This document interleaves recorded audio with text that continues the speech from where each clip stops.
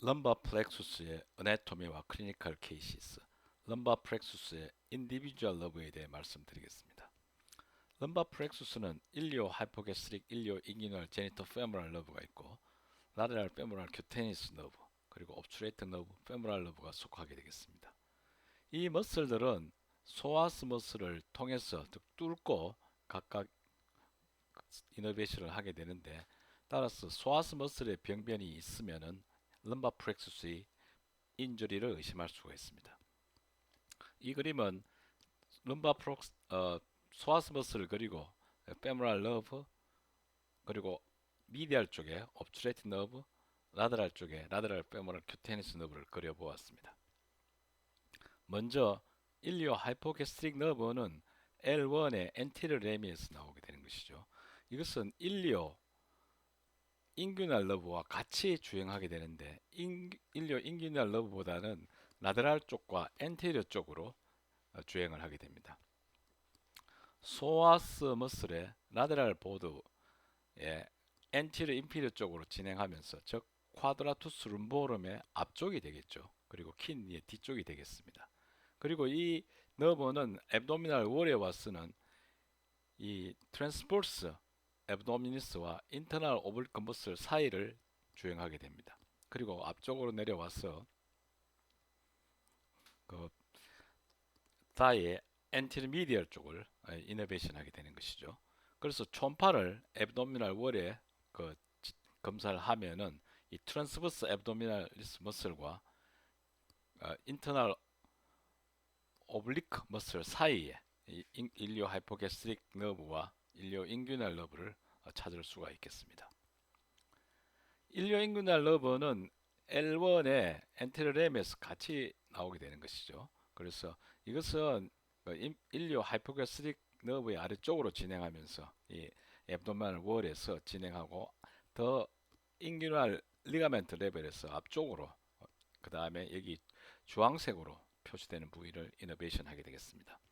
MR 뉴로그래피에서 일리오 하이포게스트릭 너브와 일리오 인규널 너브를 같이 볼 수가 있고, 이 환자에서는 라테랄 페모랄 큐테니스 너브도 같이 주행을 찾을 수가 있었습니다. 제니토 페모랄 너브는 L1과 L2의 엔테르렘에서 나오고, 그 소아스 머슬을 뚫고 소아스 머슬 옆을 지나게 되는 거죠. 서피스를 지나게 되는데, 이 환자는 리날 셀 CA로 제니터 페모랄 뉴로패티가 있었던 환자가 되겠습니다. 그리고 이것이 인규널 캐널로 들어가서 브랜치를 내게 되는 것이죠. MR 뉴로그래피에서도 시작되는 주행을 찾을 수가 있고, 이 환자는 인규널 허니오 래피 후에 라이트 사이드에 제니터 페모랄 뉴로패티, 즉 스웰링과 시그널 인텐시티를 보이는 뉴로패티를 찾을 수가 있었습니다. 라테랄 페모랄 큐테니스 너브는 그 2번, 3번 눈바 너브에서 센소리 너브로 나오는 것이죠. 2번, 3번. 그리고 소아스 머슬 아래쪽으로 진행을 해서 일리아쿠스 머슬을 크로싱하게 되겠습니다. 그리고 ASIS 레벨에서 인규널 리가멘트 아래쪽을 지나게 되는데, 여기에서 임피지먼트가 잘 일어나죠. 즉, 이 ASIS 레벨에 인규널 리가멘트가 나오는 오리진이라고 합니까? 어태치가 있고, 그 아래쪽에 그 사르토리우스 머슬을 볼 수가 있고, 요 화살표 부위에 라테랄 페모랄 큐테니스 너브가 지나가게 되겠습니다. 라테랄 페모랄 큐테니스 너브는 이 사이즈가 작기 때문에 울트라 사운드로 진단을 임피지먼트가 일어난 부위에서 잘 할 수가 있습니다. 이 환자도 그 라이트 라테랄 페모랄 큐테니스 너브의 스웨링이 일리오소아스 머슬 위쪽에서 이렇게 볼 수 있는 메랄지아 파라스테티카로, 메랄지아 파라스테티카는 이 안테로라테랄 사이의 센소리가 팅글링, 럼니스, 버닝 페인을 보이는 그 병변을 이야기하는 것이죠. 이 병변은 그 바지를 아주 타이트한 바지를 입거나 아니면은 허리띠를 이렇게 심하게 조이면은 생길 수 있는 증상이 되겠습니다. 이 환자는 34세 남자가 1개월간의 타이페인을 주소로 MRI를 했는데, 여기서 보시면 T2 코로날 웨이트 이미지에서 이 라테랄 페모랄 큐테니스 너브의 스웰링과 하이스컬 인텐시티를 볼 수가 있습니다. 물론 DWI와 인핸스 스타디에서도 XR에서도 이 시그널 인텐시티 변화를 볼 수 있는 것을 보고하고 있습니다. femoral nerve는 2번, 3번, 4번에 그 posterior 람에서 나오죠. 그래서 이것은 소아스 머슬의 아래쪽으로 그리고 일리아쿠스 머슬과 소아스 머슬 사이를 지나면서 인규널 리가멘트를 아래쪽으로 지나가게 되겠습니다. 그리고 페모럴 트라이앵글에 들어가게 되는데 여기서는 베인이 미디얼, 그다음 아트리, 그 페모럴 러브는 제일 바깥쪽에 있게 되겠습니다. 이 환자에서도 보시면은 그 일리악 소아스 머슬과 일리아쿠스 머슬 사이를 지나가는 페모럴 러브를 찾을 수가 있고 이 페모럴 러브가 약간 앞쪽으로 진행을 하는데 2차 평면으로 드로잉을 해보면은 이 미디알에서 라테랄 쪽으로 진행하면서 다시 미디알 쪽으로 들어서 페모럴 카날을 지나가게 되겠습니다.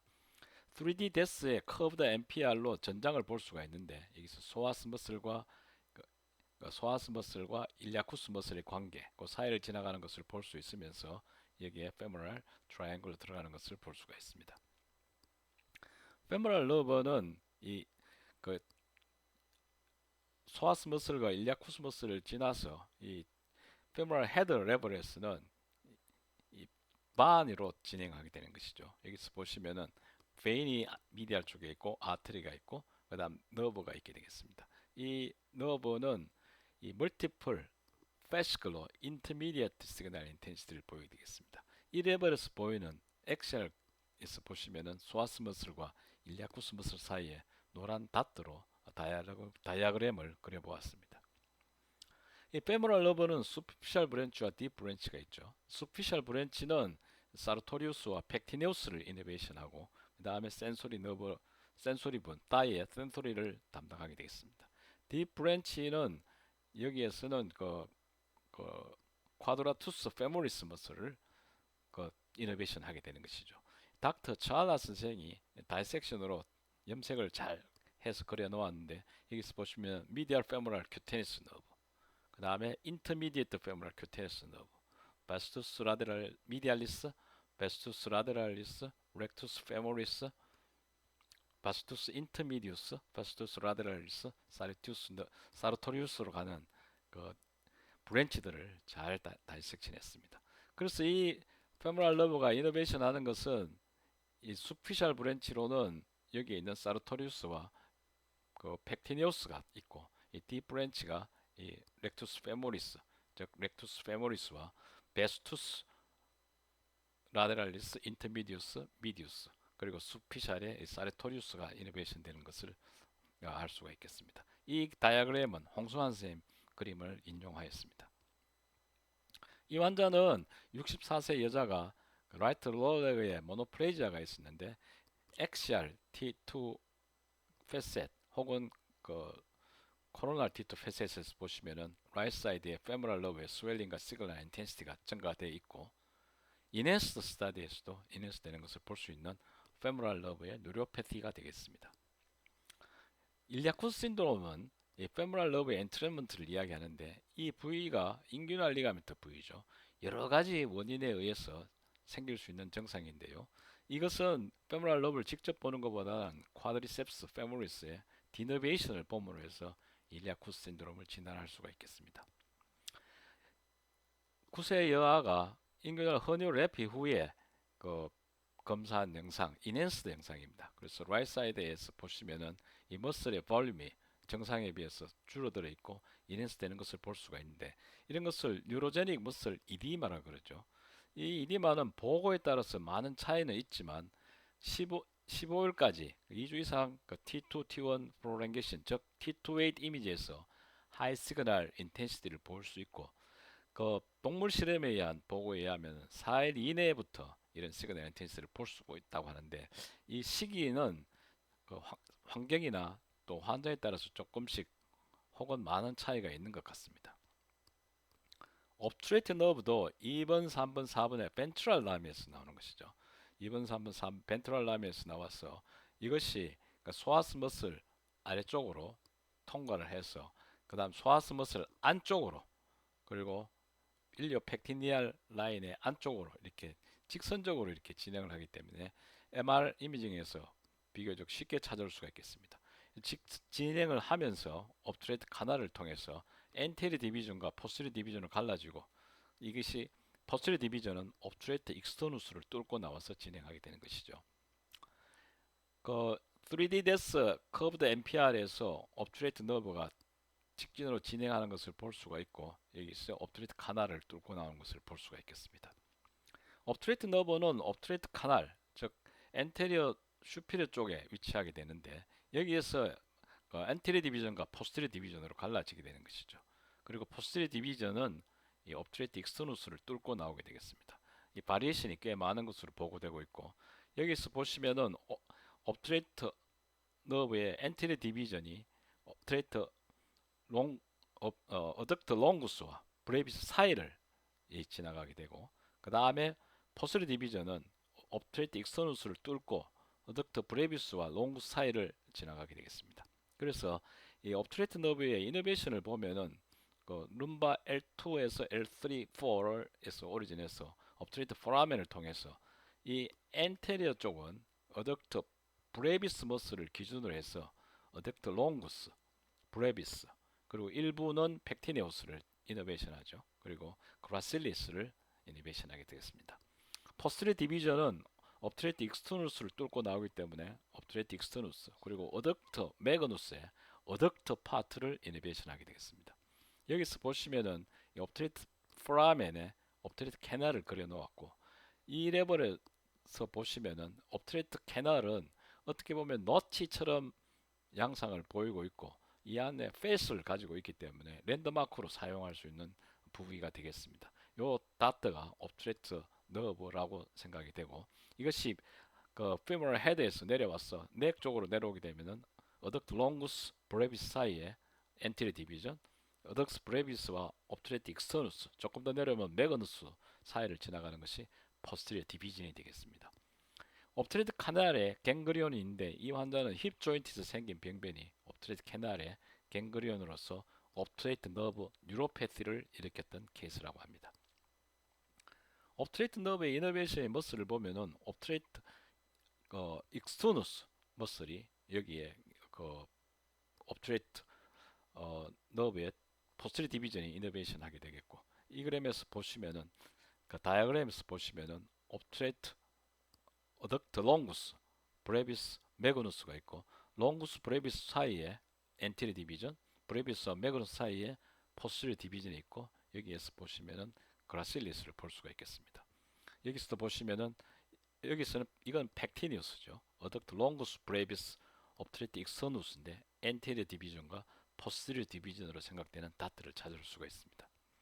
이런 너브에 인저리가 있게 되면은 어덕트 롱구스와 이 환자는 브레비스는 잘 딜리네이션이 되지 않지만 어덕트 매그누스의 어덕트 파트를 이노베이션 할 수가 있습니다. 여기서 그리고 그라실리스를 같이 이노베이션 하죠.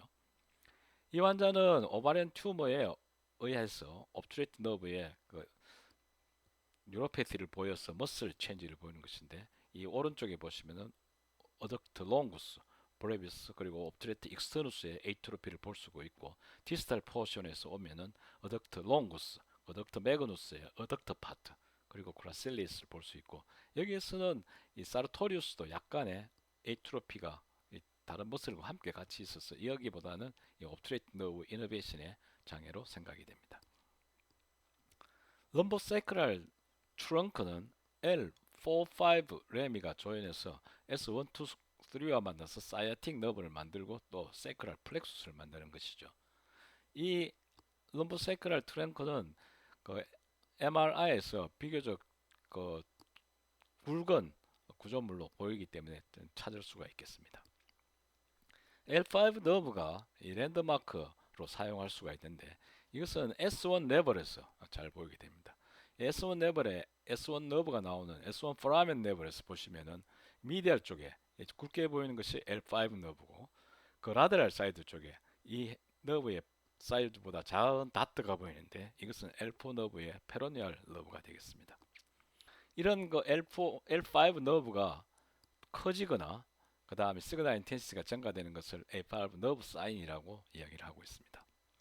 L5 너브를 찾는 것이 이 AJNR에 아주 쉽게 잘 설명이 되어 있는데요. 여기서 보시면은 노멀 어네토미로 L5 너브를 찾는 뉴로 아나토믹 메소드를 설명하고 있습니다. L5 너버는 그 L4, 5에서 그 사이팅 너브가 나오게 되는 것이죠. 그래서 L4에서 먼저 너브가 나오는데 L4 너브는 그 너브루트에서 나오면서 바로 브랜칭을 하게 됩니다. 이 페레노얼 브랜치와 미디얼 사이드 쪽으로 TBR 브랜칭을 하고 L5와 만나게 되는 것이죠. 그렇지만 L5 너브는 브랜칭을 하지 않습니다. 그래서 L5 루트가 나오는 L5 레벨에서 보시면은 L5 너브가 캐널에 들어있고 그 바깥쪽에 L4 너브의 두 가지 브랜치들을 찾을 수가 있습니다. 안쪽에 TBR 너브, 바깥쪽에 페로니알 너브.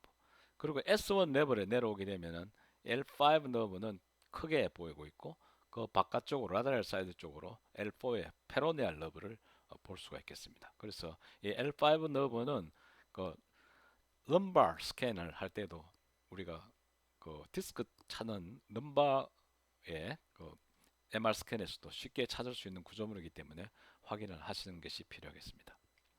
또 이것이 일료 룸바 리가멘트 메소드를 사용하면은 약 83% 에큐러시로 찾을 수가 있다고 하는데 일료 룸바 리가멘트는 이 L5의 트랜스버스 프로세스에서 일리아 크레스트로 가는 구조물인데 잘 보이죠. 그래서 이것을 랜드마크로 해서 L5 너브를 찾으라고 하고 있습니다. 그렇지만 룸보세이크랄 트랜지셔널 벌테브라가 있으면은 이것도 혼돈스러운 부분이 많이 있습니다. 이 룸보세이크랄 트랜지셔널 벌테브라 LSTB는 그 세크랄제이션, 룸바리제이션이 약 25% 정도에서 보이는 아주 흔한 소견이라고 보고되고 있습니다. 그래서 이 환자에서도 보시면은 S1이 완전히 럼바리제이션 되어서 그 위에서 카운팅하지 않으면은 이거 혼돈스러운 부분이 되겠습니다.